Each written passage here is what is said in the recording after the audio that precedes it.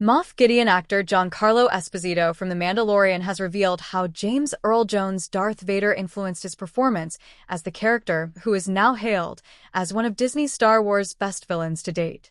Esposito has been a key part of The Mandalorian's massive success from the beginning. It was his villain who rose the stakes immensely in Season 1. Ever since, Moff Gideon has continued to make an unforgettable impact on the Star Wars galaxy, though it all goes back to one of the most iconic villains of all time. Speaking to Empire magazine, Esposito revealed the inspiration behind Moff Gideon's character, in addition to the backstory he created for himself as he stepped into the role.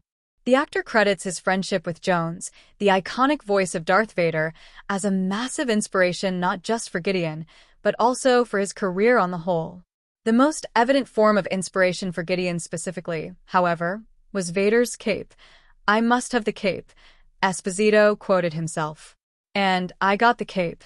Esposito went on to discuss more about Gideon's background, most notably how his own experience as a black man affected the way he thought about Gideon's motives for becoming so power-hungry.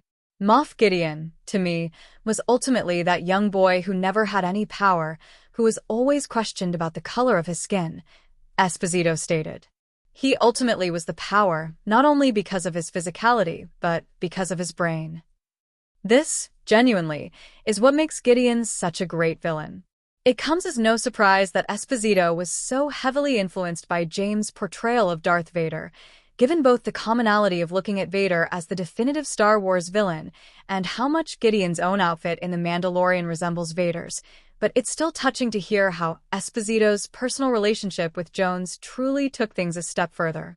Esposito created a voice for Gideon that has become iconic in a way that's similar yet different from Jones's Vader, something that further draws the two characters closer together. Something else Esposito touches on in this interview is the possibility of Gideon returning in the upcoming The Mandalorian and Grogu movie. This seems unlikely, given Gideon's apparent death on Mandalore in The Mandalorian Season 3's ending, though nothing is impossible in Star Wars, especially when the body hasn't been seen.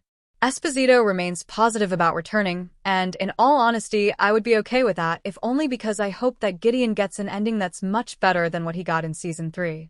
If Esposito's time as Moff Gideon is truly over, however, it will be bittersweet in that Gideon has become as synonymous to The Mandalorian as Vader was, and is, to the original Star Wars trilogy. The two go hand in hand, as, in a way, the story of The Mandalorian is just as much Gideon's as the original trilogy was Vader's and Anakin's. Either way, it's fascinating to see how Esposito used his real-life friendship and experiences to craft The Mandalorian's Moff Gideon in Vader's image, while also making the character completely his own.